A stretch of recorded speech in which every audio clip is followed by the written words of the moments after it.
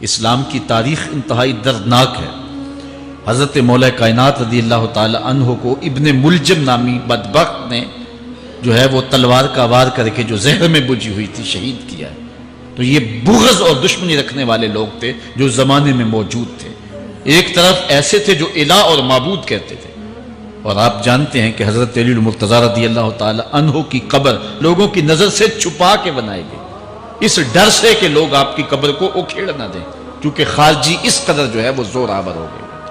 اسلام کی تاریخ دردناک ہے۔ حضور علیہ السلام فرماتے ہیں جتنے دکھ مجھے دیے گئے کسی کو نہیں دیے گئے، کسی نبی کو نہیں پہنچے۔ حضرت صدیق اکبر رضی اللہ تعالیٰ عنہ کی 2 سال 2 ماہ 8 دن دور خلافت، آپ کا زمانہ دیکھیں، ٹکنے نہیں دیا گیا، سازشیں، مصائب، اعلان۔ حضرت سیدنا عمر رضی اللہ تعالیٰ عنہ کو شہید کیا گیا۔ حضرت عثمان غنی رضی اللہ تعالیٰ عنہ پہ 40 دن پانی بند رکھا گیا اور پھر انہیں شہید کیا گیا۔ حضرت مولا کائنات شہید کیے گئے۔ حضرت امام حسن کو زہر دیا گیا۔ حضرت امام حسین کو بچوں کے سامنے ذبح کر دیا گیا۔ حضرت امام اعظم ابو حنیفہ کی وفات جیل میں ہوئی ہے۔ امام احمد بن حنبل کے بدن پہ اتنے کوڑوں کے نشان تھے کہ جب قمیض اٹھاتے تھے تو ہر جگہ کوڑوں کے نشان ہی نظر آتے۔ امام مالک کو مدینے کی گلیوں میں گدھے کے اوپر بٹھا کے کالا منہ کر کے وقت کے حاکم نے پھرایا۔ حضرت مجدد الفسانی علیہ رحمہ کو گوالیار کے قلعے میں جو ہے وہ قید کیا گیا۔ علامہ فضل حق خیر آبادی کو جزیرہ انڈمان کالے پانیوں کی سزا دی گئی۔ اہل حق کی تاریخ دیکھیں، دردناک تاریخ ہے۔ آج بھی کابل میں، کندھار میں، قلعہ جنگی میں، دشت لیلہ میں، تورا بورا میں، تکریت میں، موصل میں، بغداد میں، کشمیر میں، غزہ میں، یہاں برما میں دیکھو کون سی قیامت نہیں توڑی جا رہی۔ ہمارے ساتھ ماضی دیکھیں تو ہمیں بغداد کی وہ دردناک کہانی سامنے آتی ہے جب انسانی کھوپڑیوں کا مینار تعمیر کیا جا رہا ہے اور منگول سردار نے اپنی فوج کو حکم دیا تھا کہ جو کسی مسلمان کا سر نہیں لائے گا اس کا سر کاٹ کے اس مینار پہ لگائیں گے۔ پھر لوگ پیسے لے کے پھرتے تھے کہ مسلمان کا پتہ دے اور اس کی کھوپڑی کاٹی جائے۔ کچھ لوگ جان چھپانے کے لیے تہہ خانوں میں گھس گئے۔ پھر دجلہ کا بند توڑا گیا۔ 1.25 لاکھ لاشیں ہم نے تہہ خانوں سے نکالی تھی۔ اندلس کی تاریخ پڑھیں، ہمارے ساتھ جو قیامت توڑی گئی۔ مصر کے اندر 30,000 فاطمی کو شہید کیے گئے۔ غریب و سادہ و رنگی ہے داستان حرم، نہایت اس کی حسین اور ابتدا ہے اسماعیل۔ یہ اسلام کی تاریخی درد سے، خون سے بھری پڑی ہے۔ تو حضرت مولا کائنات سیدنا علی المرتضیٰ رضی اللہ تعالی عنہ کو اس وقت اگر خدا کہنے والے بدبخت تھے تو ان کو شہید کرنے والے اور اس ڈر سے کہ ان کی قبر کو کھیڑ نہ دیا جائے خارجی اتنے زور آور ہیں تو ان کو جو ہے وہ لوگوں کی نظروں سے چھپا کر کے جو ہے وہ رکھا گیا۔ اور ایک دور وہ بھی آیا کہ ممبروں پہ بیٹھ کے مولا علی کو گالیاں دی جاتی تھی۔ یہ تاریخ میں یہ دور بھی آیا۔ آپ پڑھیں تاریخ، بنو امیہ کا ایسا دور بھی دنیا نے دیکھا ہے۔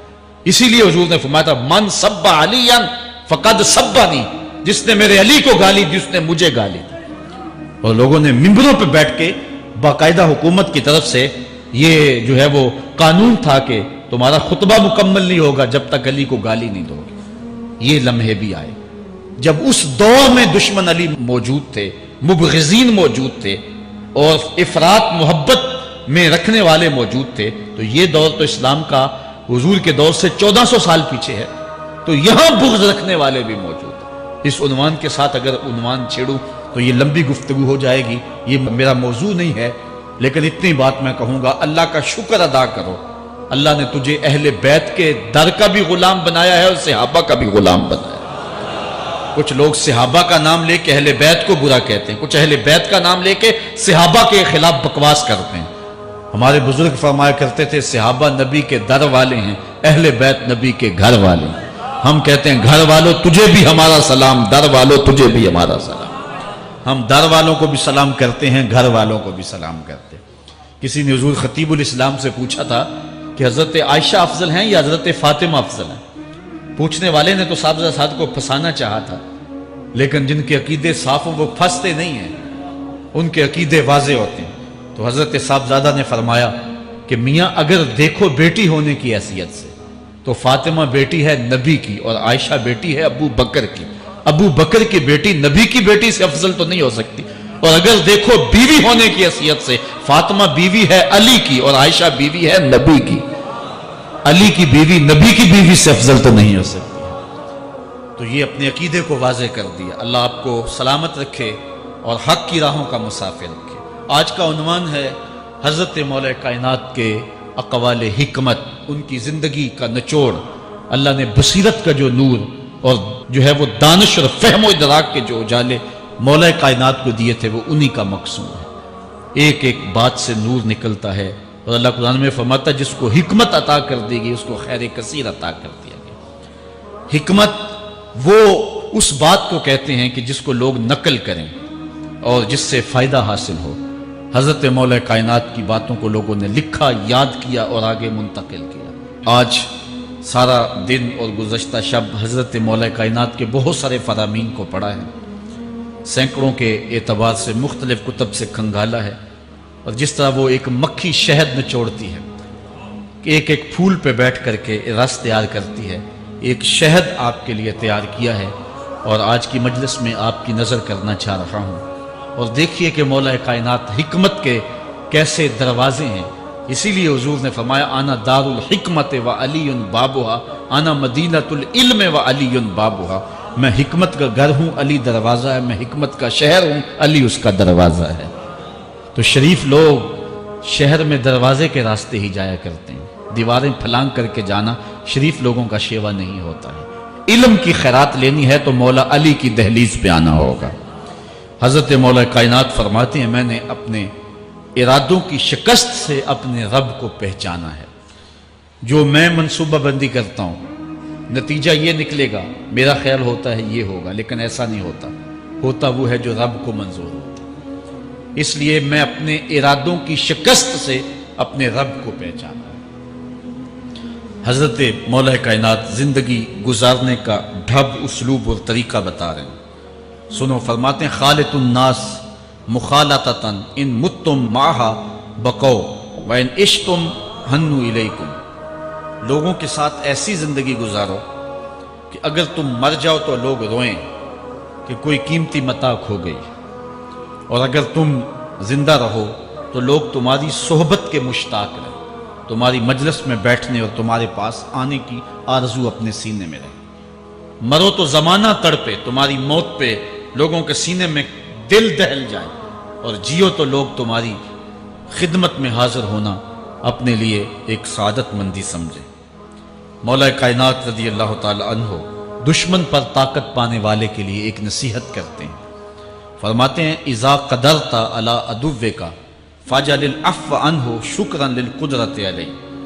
جب تو دشمن پر غالب آ جائے تو دشمن پر غالب آنے کا شکریہ کیا ادا کرنا ہے. دشمن ایک بہت بڑی مصیبت ہے، لیکن دشمن زیر دام آ گیا اور وہ تیرے قابو میں آ گیا اور اس کا سر تیرے پاؤں تلے ہے.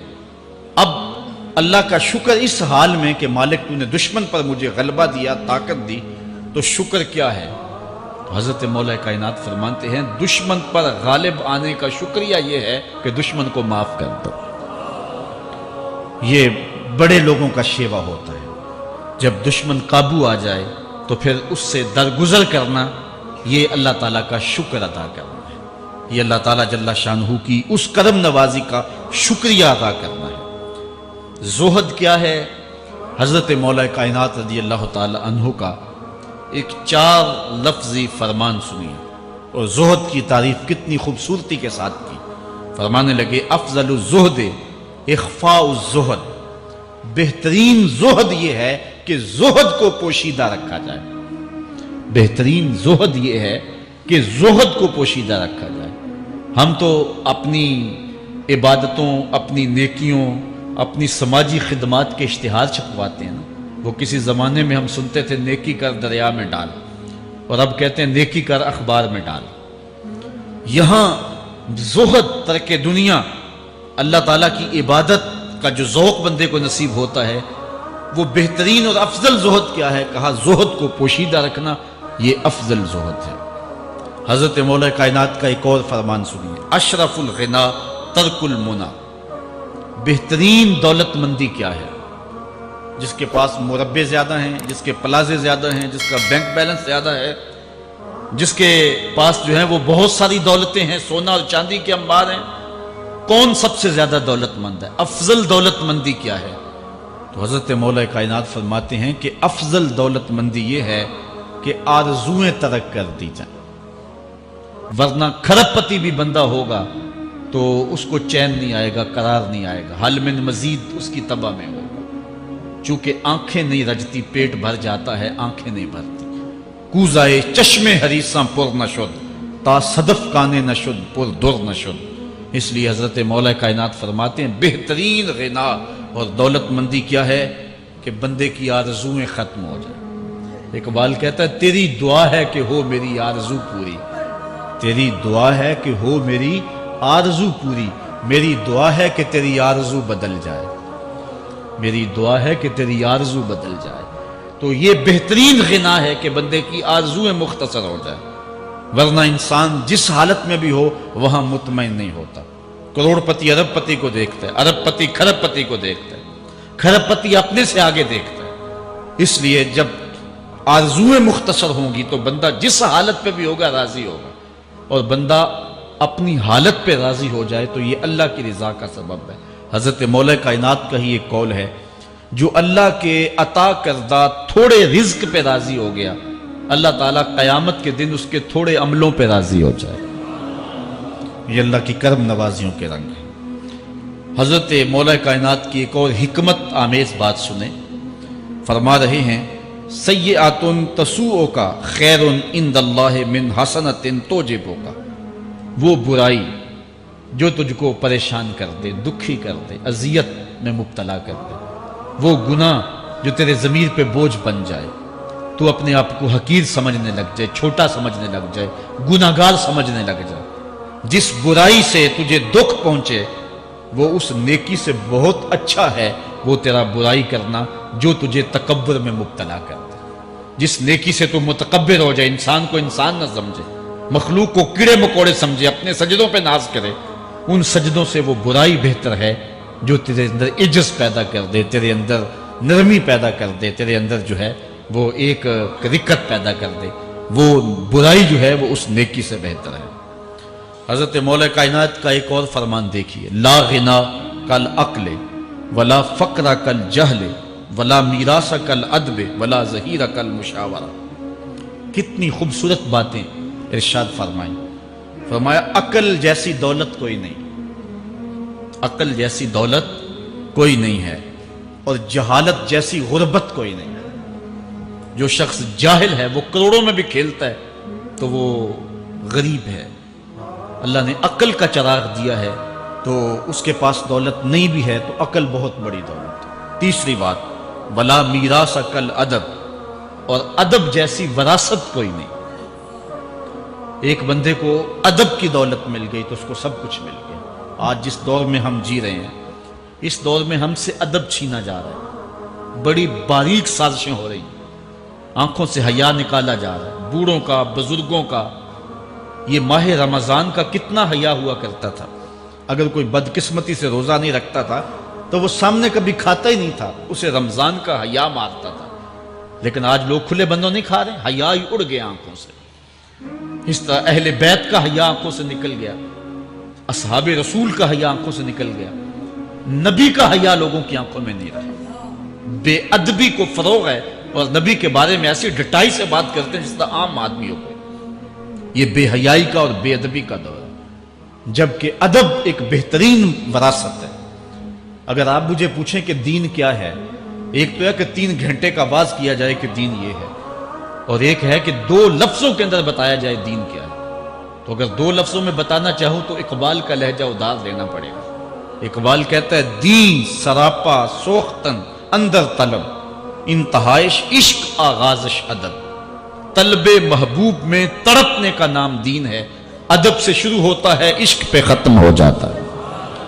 جس دین میں ادب نہیں ہے وہ دین نہیں، چاہے صحابہ کا ادب نہیں، چاہے اہل بیت کا ادب نہیں، چاہے انبیاء کی ذوات کا ادب نہیں، چاہے والدین کا ادب نہیں، دین نام ہی ادب کا ہے۔ تو یہ دولت اس وقت چھینی جا رہی ہے۔ اور بڑی تیزی کے ساتھ قوم کے اندر بے ادبی کو فروغ دیا جا رہا ہے۔ نئی نسل کی حفاظت کریں، اپنی اولاد کو محفوظ کر لیں، ان کے عقیدوں کی صحت کا التزام کریں، کہیں ایسا نہ ہو کہ ان کی زبان لمبی ہو جائے اور ولیوں پر، نبیوں پر اور حضور علیہ الصلوۃ والسلام کے اصحاب پر اور حضور کی آل پر وہ زبانیں تان کھولیں، اور جس کو جو ہے وہ استنجے کا بھی پتہ نہیں ہے وہ انبیاء کے علم پہ گفتگو کر رہا ہے۔ شرم نہیں آتی کس کا علم تول رہے ہو، کس کی ذات کو ناپ رہے ہو؟ ڈٹھے ورق قرآن دے پھول سارے، تیری شان جیا نہیں کوئی ہو ڈٹھا، تیری شان دا کرے مقابلہ جیڑا ان عاشقاں اصلی چور ڈٹھا۔ کوئی نور آکھے کوئی بشر آکھے، پیندا رات دینے اے ہو شور ڈٹھا، اللہ والیاں گل مکا دیتی تساں ہور ڈٹھا اساں ہور ڈٹھا۔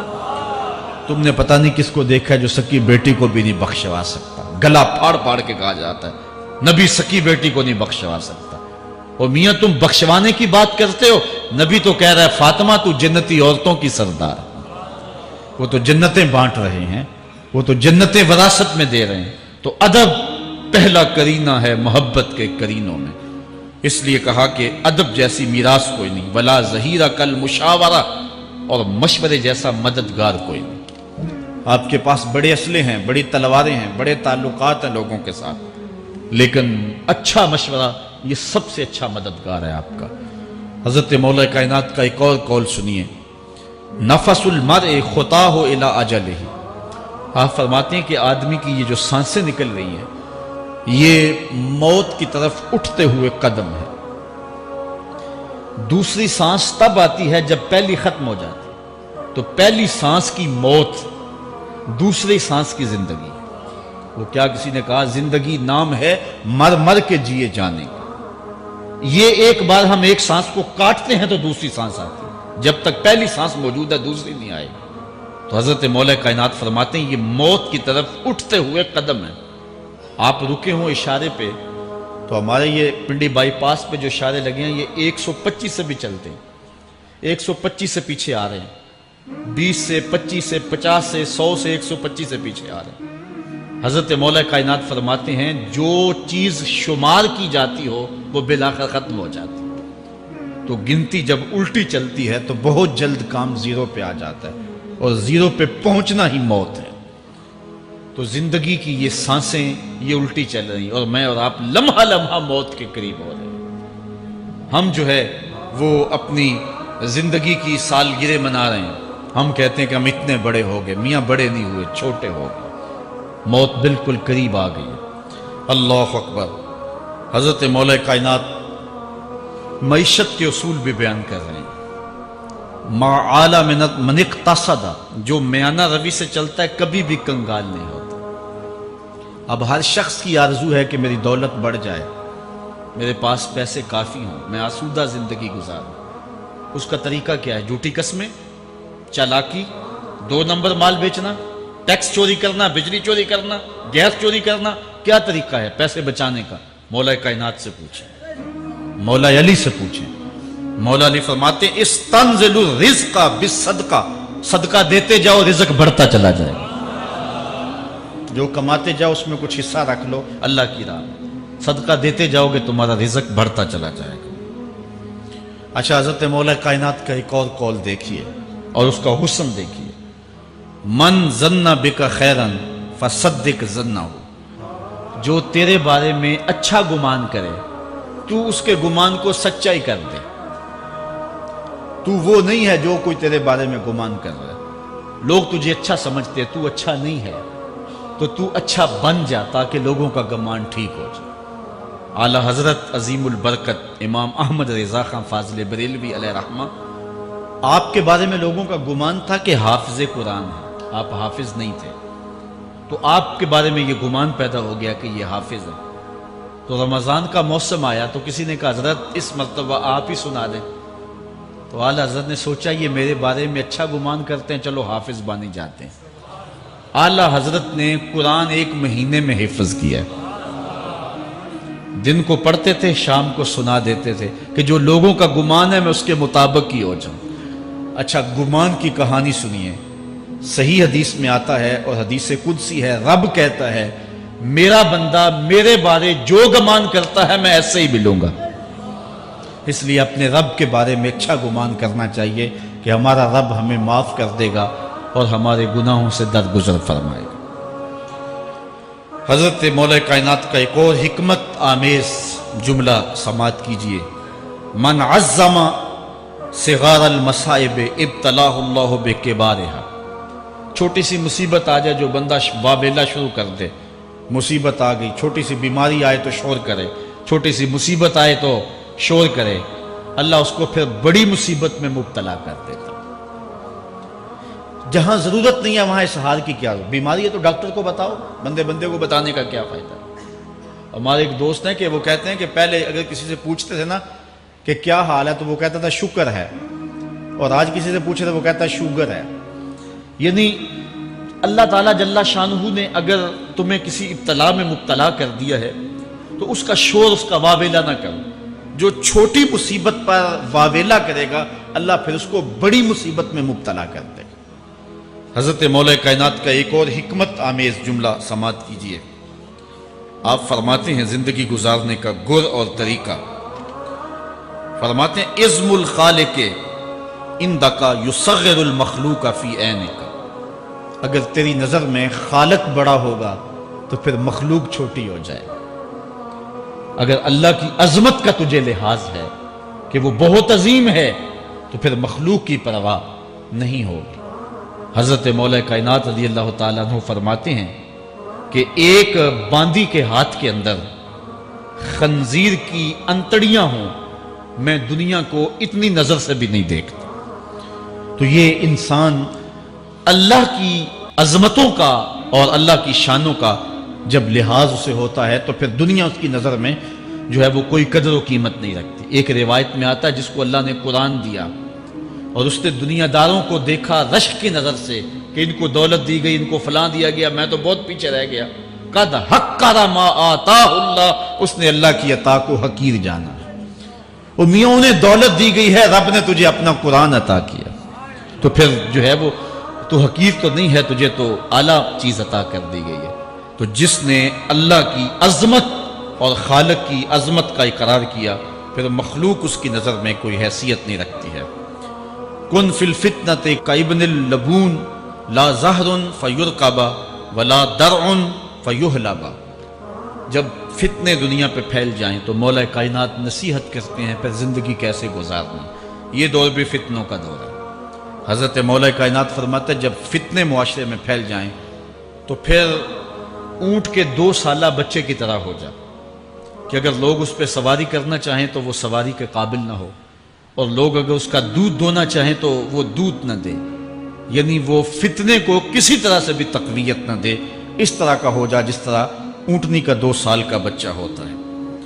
حضرت مولا کائنات فرماتے ہیں من حاسب نفسہ رابحہ ومن غفل عنہا خاسرہ ومن خاف آمنہ ومن اعتبر ابصر ومن ابصر فہم ومن فہم عالم۔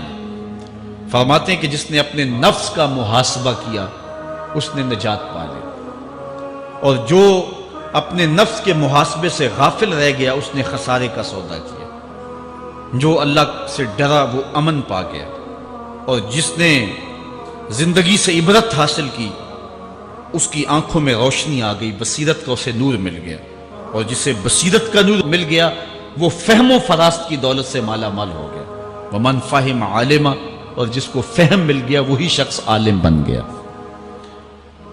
مختلف سیغے یاد کرنے سے عالم نہیں بنتا، فہم و فراست کا نور اگر مل جائے تو یہ ہے علم کا جمال، آخرت کی فکر رکھنے والا عالم ہے۔ بلکہ مولا کائنات فرماتے ہیں العلم علمان مطبوع و مسموع، علم 2 علم ہیں، ایک وہ ہے جو من میں راسخ ہو اور ایک وہ ہے جو کانوں تک رہتا ہے۔ فرماتے ہیں ولا ينفع المسموع اذا لم يكن المتبوع، جو سنا ہوا علم نفع نہیں دیتا جب تک وہ من میں اتر نہ جائے اور باطن کے اندر روشنی نہ کر دے۔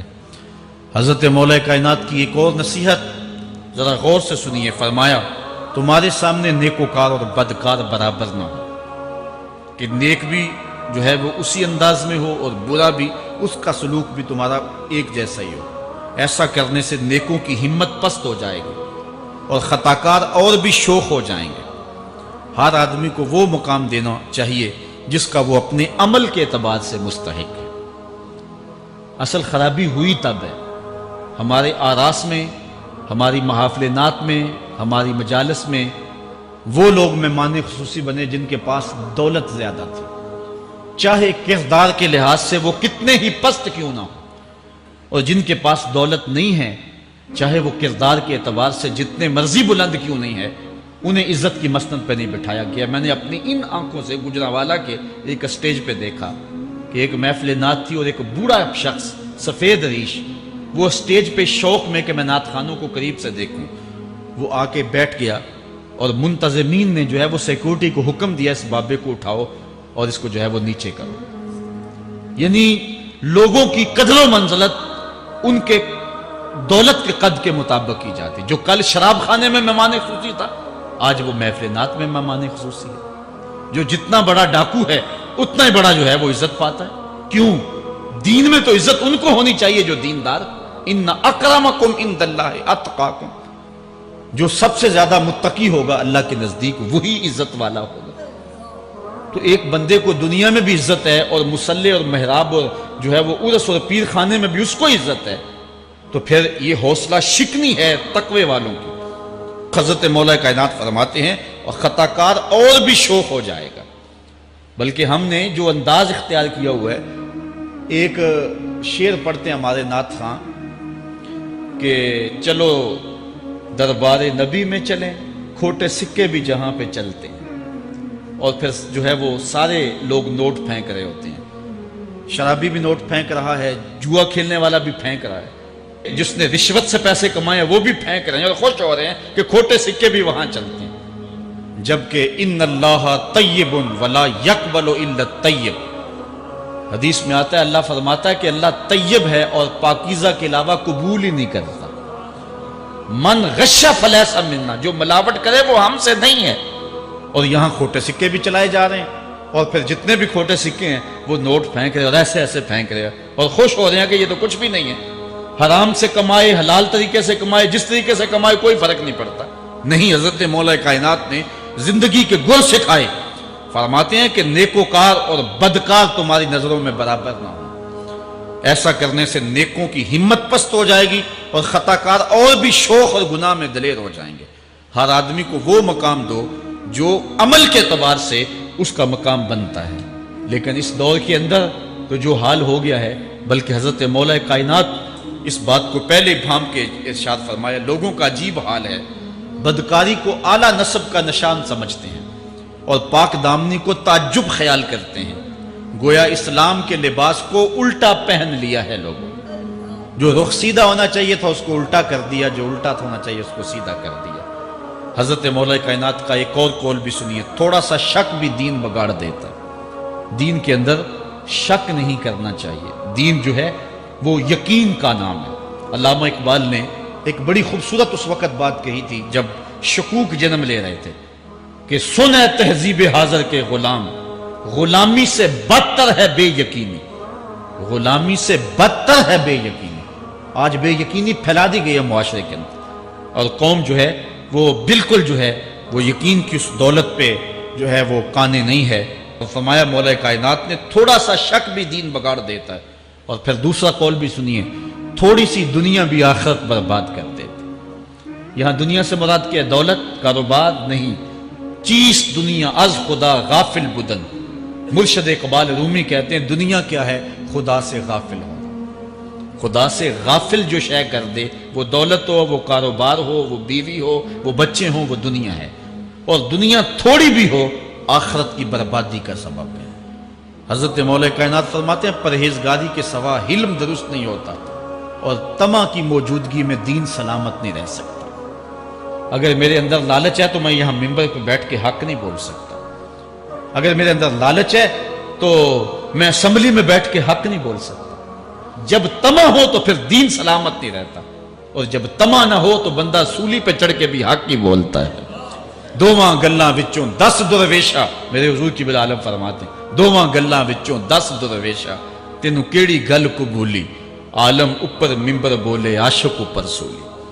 جب تک تھوڑی طمع بھی انسان کے اندر ہے تو بندہ پھر اس کا دین سلامت نہیں رہ سکتا، دین سلامت نہیں رہ سکتا، دین سلامت نہیں رہ سکتا۔